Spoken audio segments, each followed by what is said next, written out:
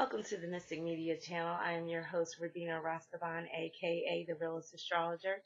And tonight I'm going to get into part 2 of Michael Jackson's Natal Chart and Numerology, The Man in the Broken Mirror. But before I get started, I must apologize for being late with the free reading for last month. I will be providing that free reading between tomorrow and the next day. So stay tuned for that. And I apologize. I'm going to charge it to Mercury being in retrograde right now.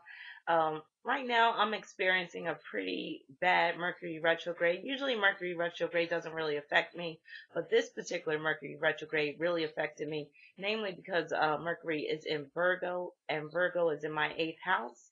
And in the 8th house, a lot of times you don't have control over what happens, or a lot of times it will be an outside force that thwarts your plans. So that's exactly what happened in my situation. So I'm not really happy this current Mercury retrograde, but that's that. So let's get back into Michael Jackson. Also, another thing, I'm getting over a cold. I usually don't even get colds anymore because I practice preventative health care and I practice the whole mind over matter thing. So I really don't get colds. But this current Mercury retrograde, I came down with a cold. So yeah, excuse my voice, it's kind of scratchy. And if I clear my throat, forgive me. So let's get right into Michael Jackson. So I mentioned last time about Michael Jackson having that Neptune Jupiter conjunction and how it left him wide open, or he left himself wide open to speculation regarding his relationship with the young boys. So, getting more into that, Michael Jackson's moon is in Pisces, which is very appropriate, in my opinion, when you think about who Michael Jackson was. He was a natural performer, entertainer. He was very artistic. He was a natural dancer. And he could even draw as well. So he was multi-talented in terms of the arts. And he was very free with expressing himself artistically from a very early age. Also, his moon, if his birth time is correct, and Astrotheme has his birth time as 7:33 p.m. So if his birth time is correct, that would put his moon in the first house, right near the ascendant. So to me, that makes sense as well. I mentioned in a previous video about the Neverland Ranch and that being how he identified with him. That Neverland Ranch was a way that he identified with himself, and the first house deals with your identification, your persona, what people see when they first, meet you or whatever, or what you're known as. So he was really known for that Neverland Ranch and also having that Peter Pan type of persona where he was the perennial child, never wanted to grow up. So that's that Pisces moon right there. So, the downside about Moon in Pisces is it can make one prone to delusions. Basically, Moon in Pisces can have a tenuous grip on reality.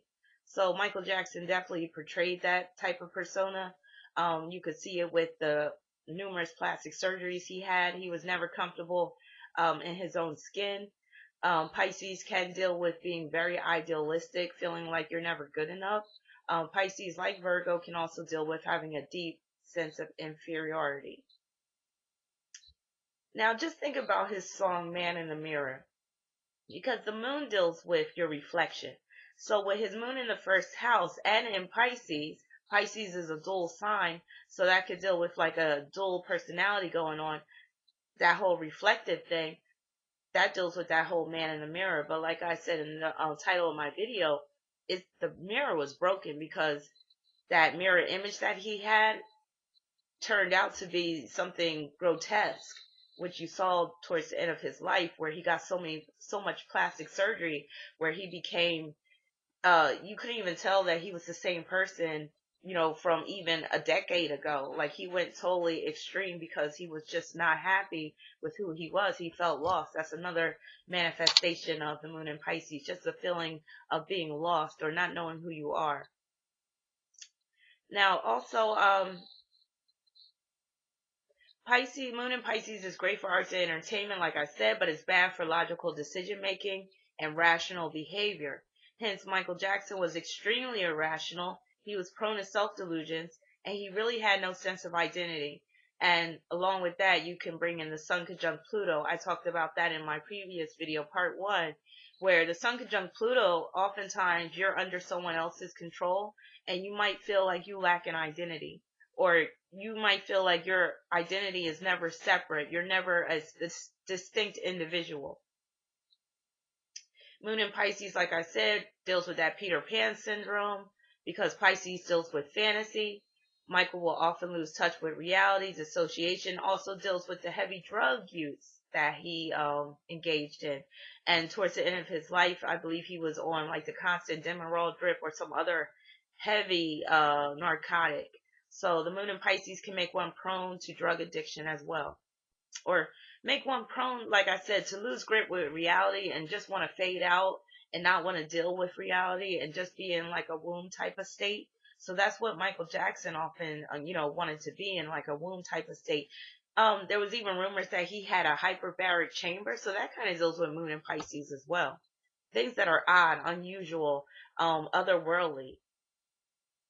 Now let's get into his sexuality. So I mentioned he had Sun conjunct Pluto. Now that can deal with him being very sexual, hypersexual even. It can deal with him being compulsive in terms of sexuality. And then Pluto also brings the element of taboo. So with Sun conjunct Pluto, Sun could deal with children, Pluto could deal with sexuality and taboo. So there's that connection right there. I'm not saying that it's definite that that's what he was engaging in, but the potential is definitely there with that Sun conjunct Pluto. Then he also had Mars. Mars deals with your sexuality. Mars was at his 22nd degree of Taurus, which is a very sensual sign. But at the 22nd degree, there is trouble. The 22nd degree is a degree of submission and caution. It's either, control or be controlled.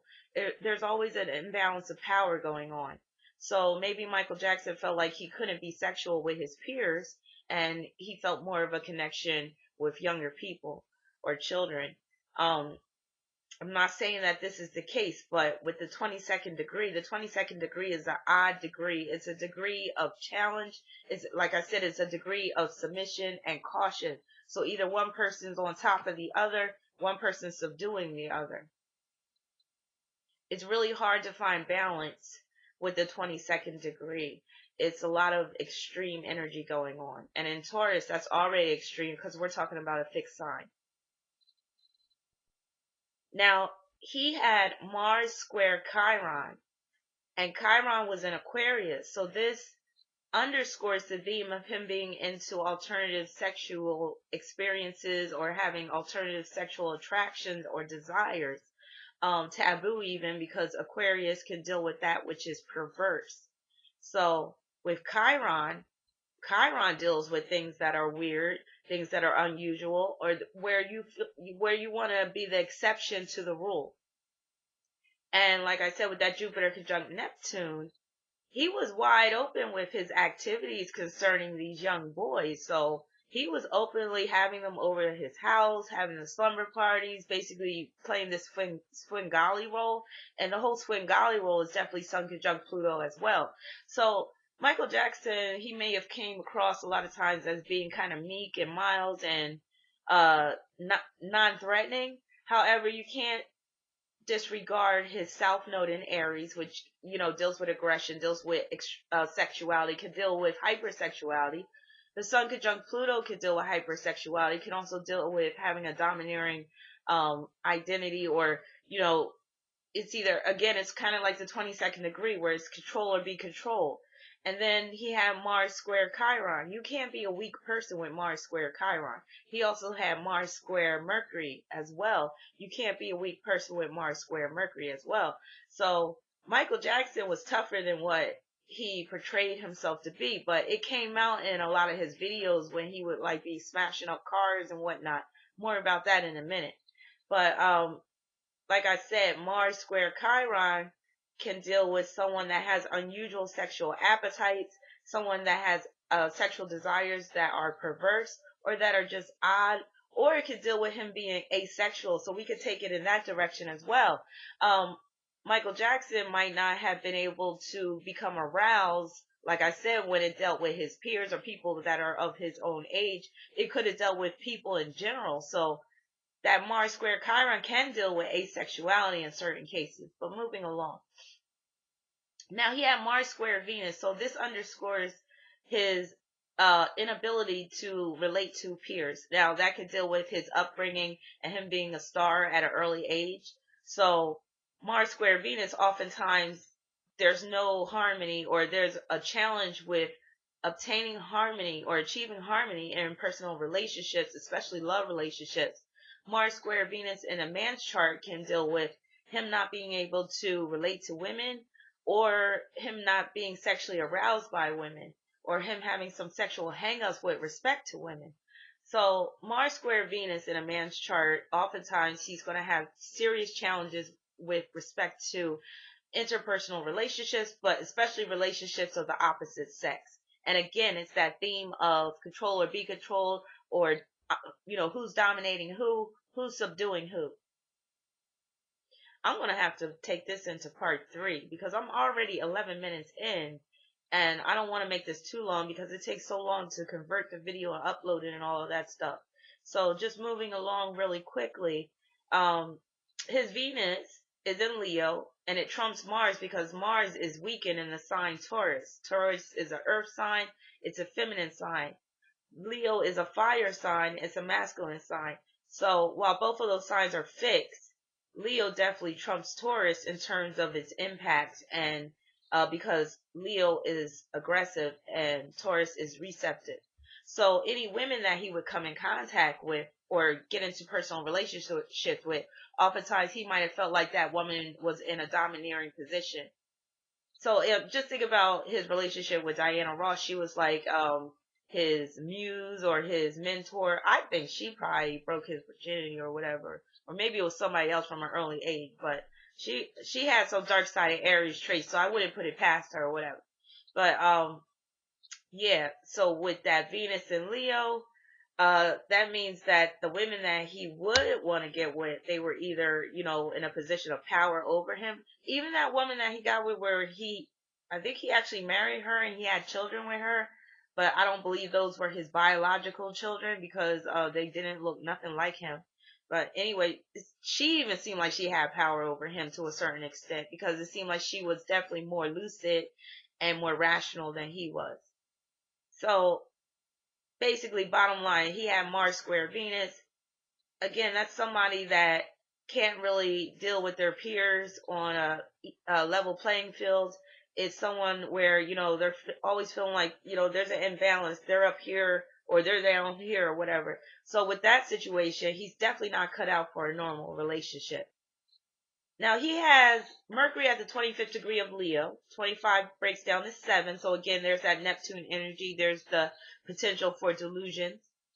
But 25 is more difficult than 7 because the person may have deeply rooted insecurities. They might also be prone to dissociation and delusions, like I said. 25 has a hard time balancing logic with feeling, emotion, and imagination. 25 is often a victim of their wild imagination. 25 is also a number of victimization, sacrifice, because it breaks down to 7. 7 is the number of Neptune. Neptune is the planet of sacrifice. So he had Mars square Mercury, which can be deal with having an unsettled mind, a mind that is hypersexual, a mind that is prone to self-destruction, self-loathing, and constant angst. So just think about Michael's stage presence and how he was very aggressive with his dance and with his stage persona. There was always some aggression and sexual frustration interlaced with his dancing. Just think about that finale of the video Black and White when he went full wacko jacko and he started tearing up shit, busting up car windows, jacking off symbolically. Like that's Mercury square Mars all day, also Sun conjunct Pluto. So like I said, Michael Jackson, even though he was a Virgo and had that moon in Pisces, he also had that South Node in Aries, Mercury square Mars, and Mars square Venus, and Sun conjunct Pluto. So all of that counteracts that meek nature, and it brings the element of the sexual frustration, the aggression, the anger, the angst, just feeling like he's at odds with the world. And it can bring the speculation or the potential for him to be a sexual predator of young people, namely young boys. So in part 3, I'm going to get a little bit deeper into it, but it won't be as long as the first 2 parts. But I'm just going to wrap it up in part 3. Stay tuned for that. Like I said, I'm going to have the free reading hopefully by tomorrow or the next day. So please be patient. Thank you for your patience. Peace and blessings.